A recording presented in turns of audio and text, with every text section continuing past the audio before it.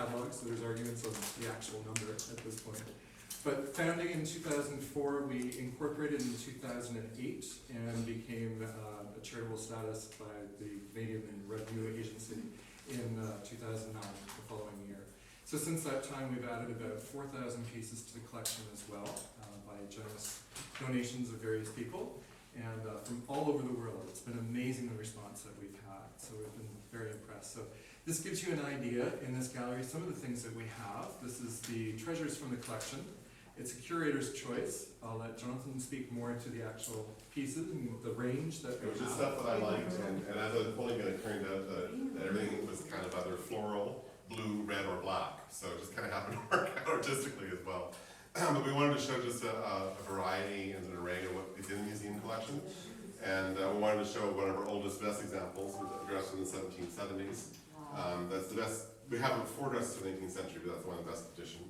And juxtaposing that is a black leather fetish collection Versace men's outfit from 1992. It was not mine. And it also just shows some of the arrangement. When we say we collect fashion, we do collect some ethnographic textiles, but it's not the focus of the collection. But one of my interests actually is patriotic textiles, and we do have this kimono from Japan from 1940-ish. And in Japan, it's traditional to wear your patriotism inside. You don't display it outward. Like if you in the States during the war, everyone was wearing V's for victory, all that kind of thing. In Japan, all these were underneath. This is underwear. This is an undergarment. It wouldn't be actually visible. And yet there are very patriotic images of planes and warships, that kind of thing. So some of the fan collections that we have are displayed on this coffer, which is a closed chest. And then some of the dresses in the middle there's a little girl's dress, I should say little girl, she's 14, when she wore it in 1830, and we have the whole pedigree of how it came down from the family, going to son, to granddaughter, to niece, to great nephews, that kind of thing. And it moved from England to New York, to Oregon, to Idaho, where it finally ended up in an auction out in the middle of nowhere, so we kind of got into the story with that. The Egyptian coat is actually made for the tourist market for people who were going to Egypt during the Grand Tour in the 1920s. Apparently it's such a good example that it's going to be an illustrating a book on the tent maker's art, when the tent makers were going to do this apple paper in Egypt in the 1920s. And the publication is coming from the American University in Cairo. So it's pretty wonderful to have an example here in Hesper that Cairo wants for their academic presentation on the work done locally. The blue and white suit was made for Eva Perón, better known as Evita.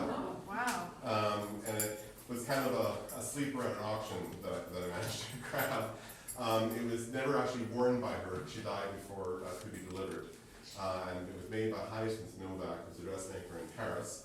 And after Eva Perón's death, she put it on display in the window, and she added the little sun in the stripes to imitate the Argentinian flag, and the blue and the white of the flag in the jacket.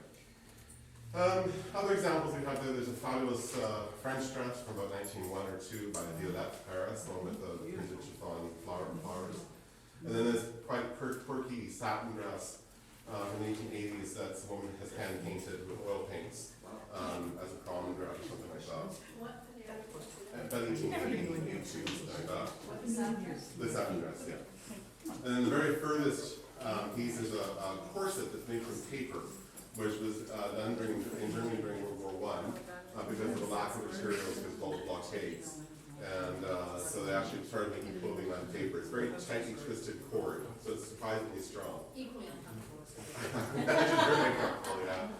And the next is on the floor, there's a pair of red leather boots from Austria in the 1920s, which are very much fetishy. Well, that could actually put Those are the views of the good feet, right? Human feet. That's supposed to be. Well,